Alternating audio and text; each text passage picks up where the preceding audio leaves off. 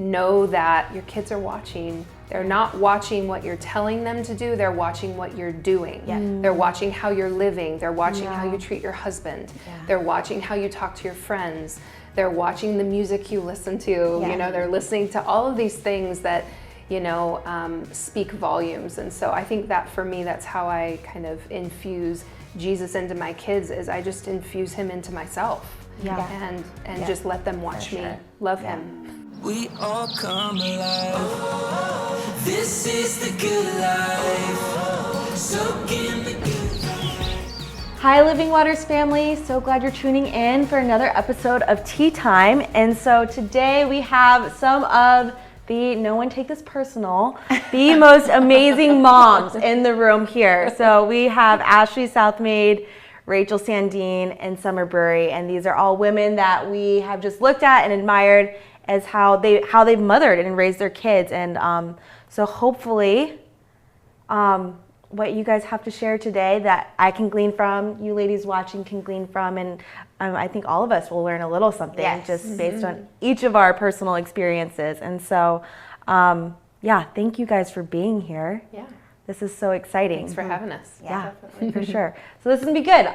So I'll jump in with my first question, but you guys, or maybe, introduce yourself and maybe share a little bit about your kids or how old they are, your experience as a mom, briefly. Does that sound good? Yeah, sure. Okay. Let's do it. I'm Ashley Southmaid, and I have two girls. I have Violet, who is 12, and Cora, who is 10. And my parenting journey so far has been amazing and hard and challenging and stretching and all of the things that go along with parenting. But I love my kids, and I'm super thankful to be a mom. My name's Rachel, and I have 3 kiddos. I have Noelle, who actually just graduated from high school last week. She's almost 18. And then my middle daughter, cheers. You did it. Yes, she's amazing. All of my kids are incredible. But I have Natalie as well. She's 16. And so that's 2 children that I've taught to drive, which is real fun. And you're still here. Real fun. And Good you times. did it, not Alex. I did all of it. Wow. Yes. He's working all day, so I get to do all of the gripping the seat and, taking the Valium before you. No, I don't do that. Thought about it. Thought about it, yes. And then I have my little guy, Abraham, is almost 13. Oh. So it's been quite a season of all the things, of driver's licenses and graduations and letting go and boyfriends and all of those things, which are awesome and hard as well. Yeah, and I'm not quite to that stage with our kids yet. I'm kind of on the beginning end still with my oldest just turned 14, and then that's Silas, and he's graduating 8th grade this week. And then my 11-year-old Jewel and 9-year-old Trey, and my youngest is 7, Holland. So we're kind of spreading a wide band of experiences right now, but lots of good ones. Yes. Yeah. So fun. Well then, we'll jump into it. So as moms, you guys have all been moms for like relatively the same amount of time. Well, okay, no.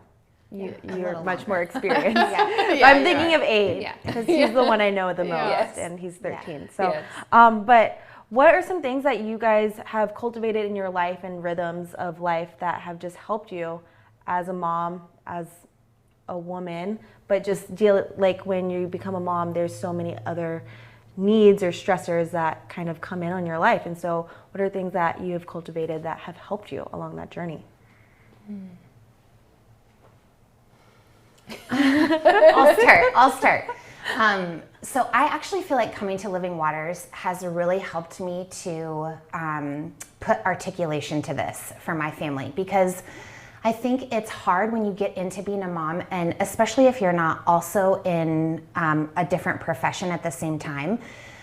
It's easy to feel like I'm just doing what I'm doing today, and it's hard to keep like a big scope. Like if you're in a profession, you're thinking about what are our goals and our benchmarks that we're trying to meet, and you have like a larger perspective. It's hard to do that when you're a mom. So when we came to Living Waters and started to read about the core values of intimacy, identity, and inheritance, I think I was already incorporating some of those things, but I feel like that vocabulary, like that is actually really what we're trying to build in our home. Like starting with intimacy with what we are showing to our kids through relational intimacy is mirroring what they experience with God. Yeah. And that through that intimacy in our family, we're also building their identity. And that as they step into that identity, we are sharing in like a family inheritance. So I think that looks different for every family and for every mom and kid combination. But I felt like when I was thinking ahead about this question, I thought, gosh, that is exactly what Living Waters is promoting. And that is really clear language about like a big picture kind of core values for a family. Yeah. Yeah. That's so good. Yeah, that is good. One of our core values as a family that we have kind of decided on for just our family is to break tradition. And so one thing that we love to do, that we've started doing ever since Abe was he was probably closer to 6 or 7, is we started going away at Christmas time. And we started to create new traditions and new values that were important to us. And so I think it's important to maybe not try and raise your own family or think that you need to raise your family exactly the way that you were raised. And understand that like it's okay to break tradition. It's okay to do different things. It's okay to just do things differently. And that's been really cool for us, because now that my oldest is leaving, and she's going to college in a couple of months, and so it's kind of crazy to think about, and I was sharing this with some friends, like her childhood is over, right? So we think about like, I have them for 18 years and then they go and they live their lives and they do these things. And it's like, everybody tells you that it goes so fast. And when you're a new mom, it's not fast at all. It's like forever. And you're like, am I ever gonna sleep through the night again? Or am I ever going to be able to take a shower in peace? You will. Yes, you will. You will. One day. Yes. But I just feel like, man, I guess that realization of I gave her everything that I had, and she, like, it doesn't matter how many Barbies she had. It doesn't matter what color her curtains were or how many stuffed animals she had. Like, we've seen amazing, incredible national parks, and we've made all of these memories with our kids, and we've made our new traditions, and so I just feel like that is important to me for them to know. And it could be a tradition as simple as we have dinner as a family every night. That's one that's really important to us, or, I mean, it doesn't have to be, going on vacation or spending money. It can be something very, very simple, but something that's just for you and just for your family. And I really feel like they will carry that with them, And the cool thing about that is that even as she carries that on, but the idea of breaking tradition gives her the freedom to say, I don't have to replicate even this. Like, the whole core of what you've given to me is the freedom to be who I am. And start my own traditions. That's super. I love that. That's awesome. I know. I'm like, I'm doing that. Yeah. I grew up with so much tradition, and then left and like moved across the country and world and had nothing. And like for 10 years, I've been like, I want my traditions, and that is like, it's freeing to Start hear your that. own. Yeah. It's great. I think one of my biggest core values, I guess, is connection. And it's like, I could hear it in both of what you guys were saying, like creating space in our family for connection with our kids, like, and that's like that intimacy, like the relational intimacy, but like the family dinners, or like creating our own traditions around holidays or special events that are important. It's all for the sake of connection, and I think for me, even like creating open communication within our family and with our kids is so important to me. And even like hugs, like it's like such this like connection point. I'm like, that's one of my big values is connection and like physical connection and emotional connection and relational connection, and letting them know that they have space, you know, in our family. And So for like maybe a mom or family that's fighting for that, what's a practical thing that you would maybe suggest to someone? Definitely meals. Yeah. It's like a time everyone has to eat. Yeah. You know, and it's easy to like get in the habit of doing your own thing, or you know, especially as your kids get older, or having a show on, or doing different things, and having an intentional time to turn everything off, you know, and set your phones down and really connect. And I think asking questions is also so good, because a lot of times we ask generic questions, just like, how was your day? And then there's a fine answer or good, or, you know, I don't know, or whatever it is. And I think, you know, creating some space and then asking questions and really, you know, creating some opportunity for, and then see what happens. Sometimes I'm so surprised, you know, when I like start one little, or like, hey, I'm just checking on you. And then it opens up like a lot, you know, even just going for a drive together, or, you know, just creating a space often is one of the things that really helps. And we don't get much connection at dinner time, because 7 and 9-year-olds have a different agenda at the table than connecting in conversation. But we get that at bedtime. Like when it's dark in the room and we're just laying in there together. And so I would say too, especially for the younger years, when it's harder to have like deep and meaningfuls and all of that stuff. But the quiet of the bedroom is a really special place for that too. And in the car, I remember having so many conversations, like early, you know, like even kindergarten, you know, driving in the car to school and, you know, just having little conversations, or bringing things up and hearing what's on their hearts, or, you know, what's going on with them, what they're thinking about. But I love that. The bedtime too is, it's such a good We do reminder. Roses and thorns. So what was the rose of your day and what was the thorn of your day? It's basically a cool way to ask a child, you know, what was the best thing that happened today and what was the worst thing that happened today. And like one of the most amazing things as a mom is when they're like, I don't have any thorns. And you're like, oh, I am succeeding at life, at motherhood, you know. And then there's some days where it's like they don't have any roses, you know. And so you get to kind of come around and encourage one another. And it's really cool because, you know, siblings a lot of times can, you know, bicker and get at each other and say mean things to each other. But when you're actually in that moment of connection, like Ash was saying, you know, they want to help. They want to, like, if they see that their brother or their sister is like, well, I don't have any roses today, or I just have all thorns, or whatever. It's really cool to watch your kids start to pop up and be the encouragers and be the ones that are like, oh no, I know something that happened today that was awesome, or, you know, actually you're my rose today, or, you know, whatever. And so that's really kind of cool. A good conversation starter, especially if you have a difficult time pulling information out of your kids, you know, because they can be like vaults sometimes. So That's so good. I love that. It's cool too, because like Google's so helpful. And we have, just for people who come over for dinner, we have like a jar of conversation starters and questions. But just even for kids to know, like I know Holland is like young and Trey's young, but just to know they have a voice at the table. Like it might not make sense, or it might just be like off topic, but that they know that they have a voice and a place is like so profound. Amazon's super helpful. You can buy little cards. You don't even have to think of the question. It's great. It's good. But yeah, those are so good. Thanks, guys.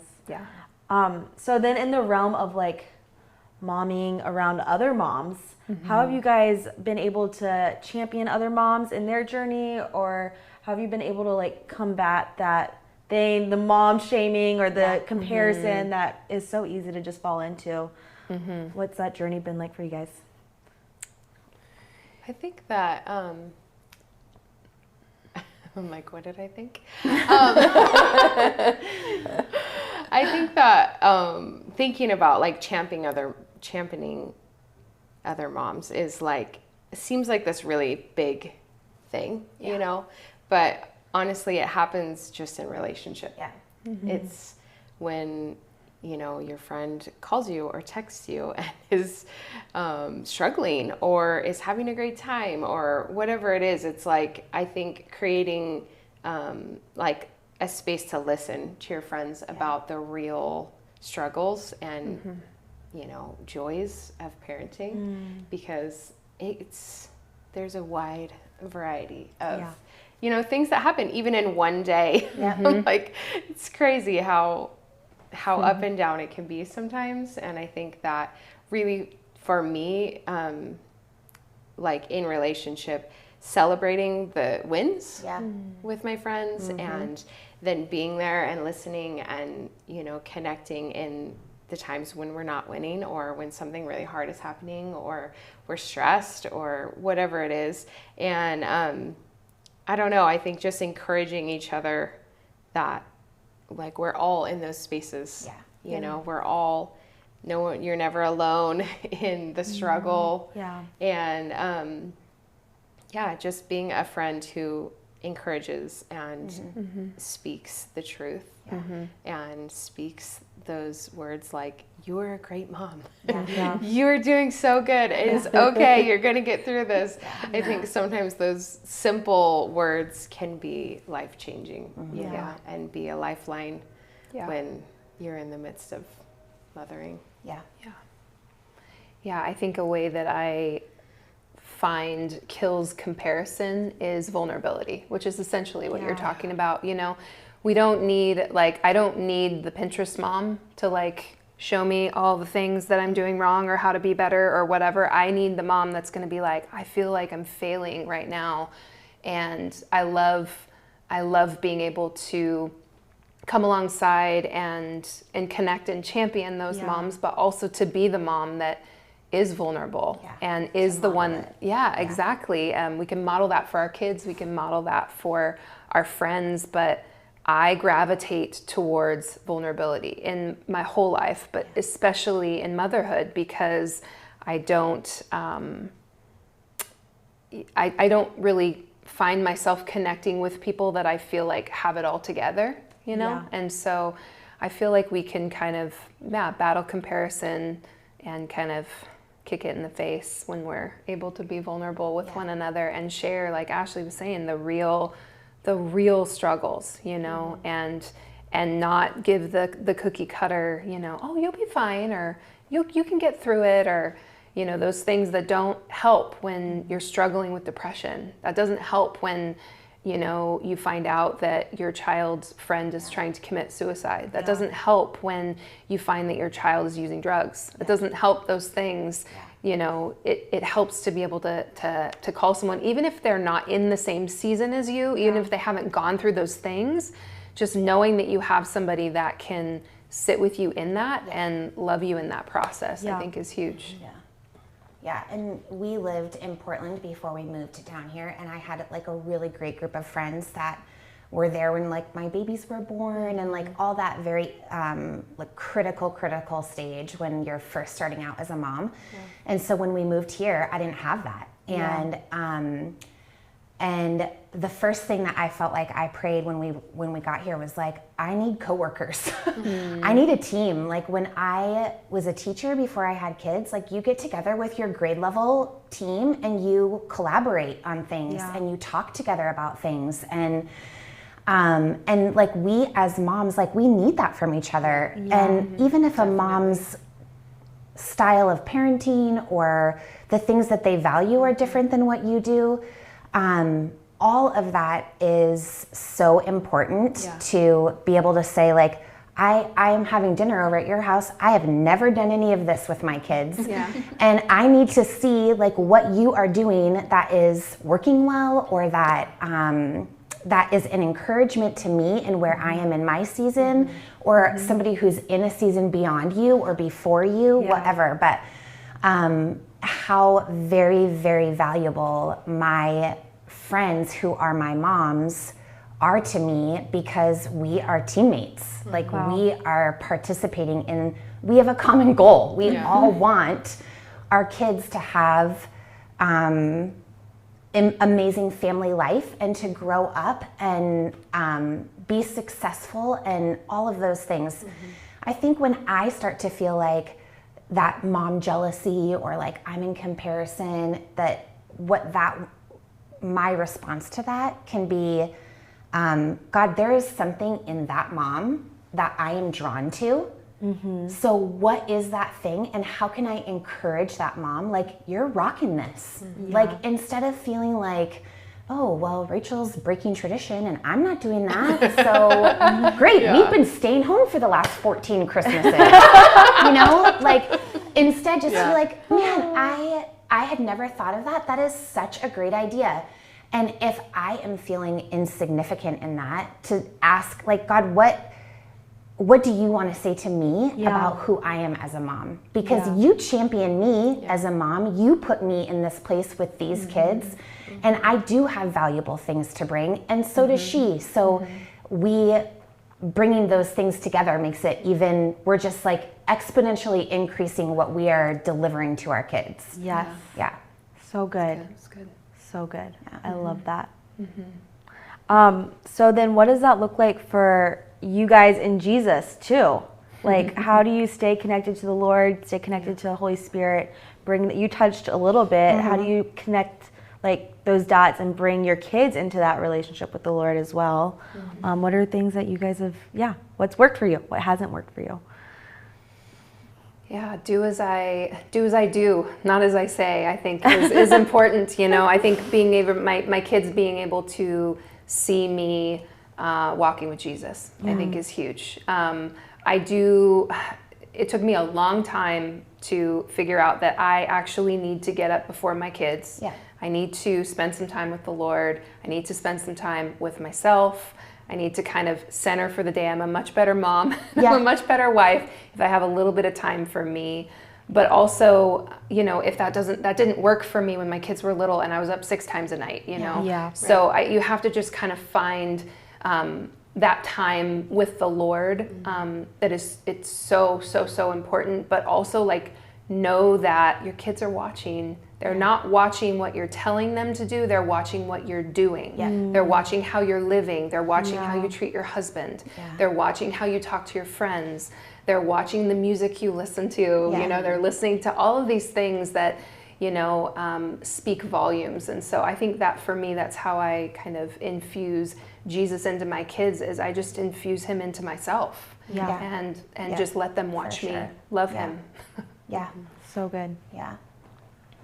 I was thinking about having babies, you know, and it feels far away now, but I was remembering like just even like putting worship music on and like taking a moment like at nap time or whenever it is, or when I was nursing, I'd like pull up the Bible app, you know, on my phone and be reading or listening, and just, you know, different things that you can take bits and pieces, because I feel like especially in the early years, it's hard to get a big chunk of time and it's hard to have mental capacity for some of that sometimes. And I think having grace for yourself in that season, I think, is super important, because I don't know, it's not going to look the same in all the seasons. And I feel like that time with Jesus or connecting with Jesus or different things has looked different over the years. And I think you have to find what is doable in the season and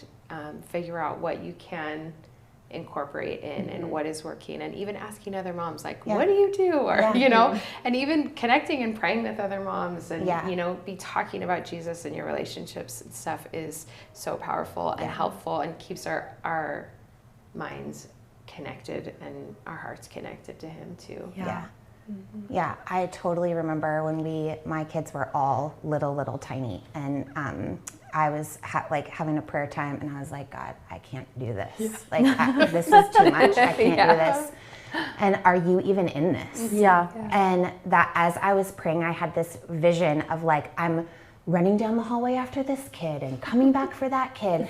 And that in this picture in my mind, that the hallway door just opened and Jesus just grabbed my arm and pulled me in the closet and shut the door. And it was like just us. And we just like made eye contact. Yeah. And I was like, you're totally here. Yeah. You are so here.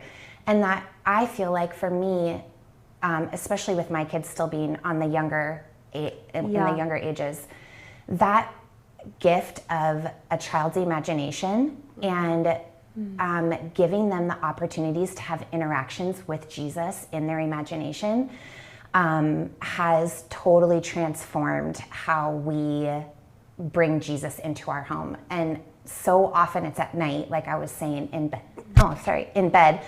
But that we're saying like, you know, okay, in your imagination, let's pretend that you're on a date with Jesus. Yeah. And to allow what is already natural to them to foster an opportunity to have a real connection with Jesus. Wow. And then to say, okay, so you're going on a walk with Jesus in the woods, and what's one thing that Jesus wants to say to you tonight?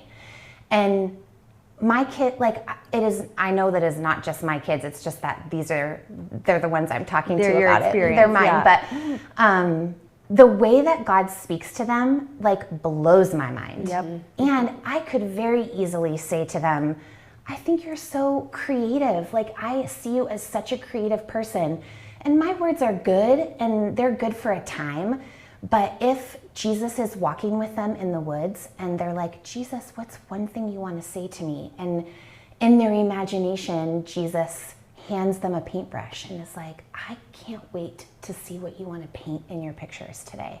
And then they're like, oh, Jesus thinks that I am a painter. That's awesome. You know, then that is something that there's no chance that I can deliver to them what he can. Yeah. So where do you want to, right? Right. Yeah.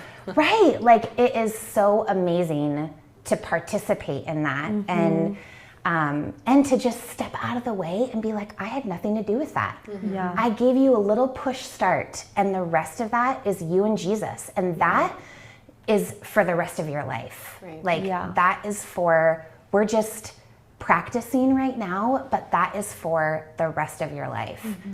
Yeah. Yeah. And for them to know at such a young age, gosh, what a gift. Like I wish I had that. And to know that like God is always accessible. Yeah.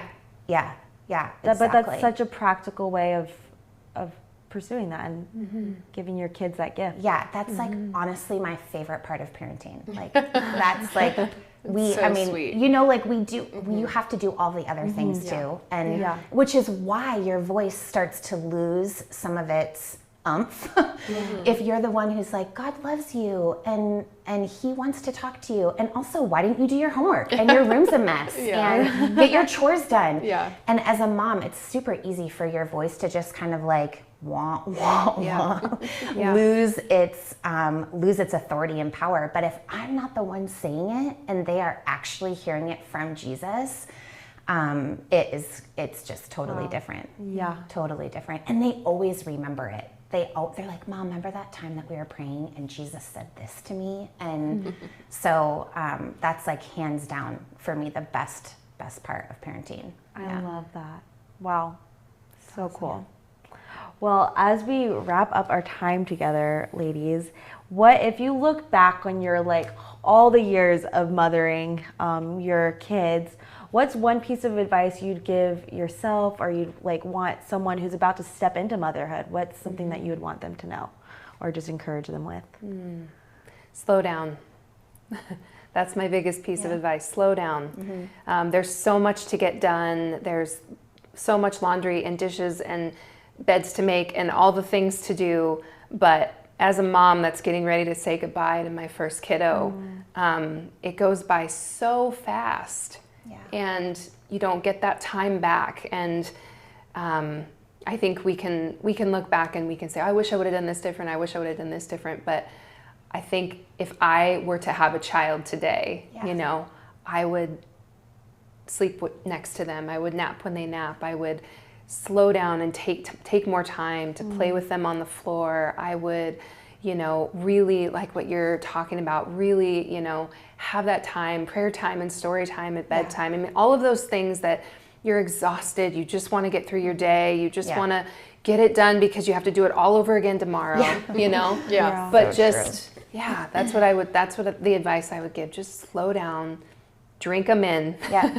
Because before you know it, they'll be walking across the stage getting their diploma and my work here is done. Said that at her graduation. I was like, my work here is done. But it's really not. But it's probably just beginning. But Oh man. I think one thing that I was thinking about is that you can trust that God knows. You know, you can trust that He like put you together with your children for sure, intentionally, that He loves your children more than you do, that He's with you all the time, that like every part of who you are and your relationship with your kids is like by design of Him. And I feel like sometimes when things are really hard, and you know, because it gets really hard, and in those times, you know, I'm like, what am I doing? And then it's so good to remember and to trust, like, I am, you know, my daughter's mom for a reason. That I am the one that God chose to have this child, you know, and there's something so secure in that, and just trusting that the Lord knows and that He's with you all the time, that you're never alone in this journey of motherhood, I think is so important. So that would be my advice. So good. And I would say knowledge is subject to the Spirit. So like, go after the knowledge, read the books, like ask your friends, all of that, but know that every piece of knowledge that you're seeking after is subject to what the Spirit is going to lead you to do with your kids. So things like, I feel like books that I read and podcasts that I listened to and advice from other moms and all of that is all so rich and so good. But the pieces that I ended up taking with me were things that resonated in my spirit because of who God created me to be as a mom. And to feel free to say, I could read this whole book and just take this one piece and not use the rest of it. And that's okay. But that the knowledge is good to go after, but that it is subject to what God is saying. This is for you. This is for your kid. This is for your family. This is not. And this is for Silas. This is for Holland. Like that. Exactly. Yeah, for sure. They're all completely different. And you so have to true. parent each of them differently. Yes. Which is a lot. Which is Yeah. Wow. Ladies, thank you so much.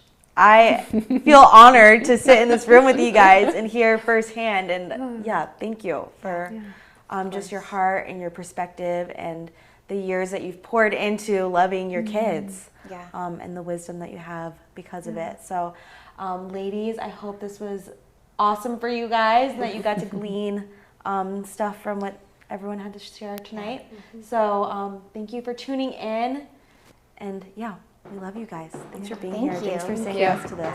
Thank you.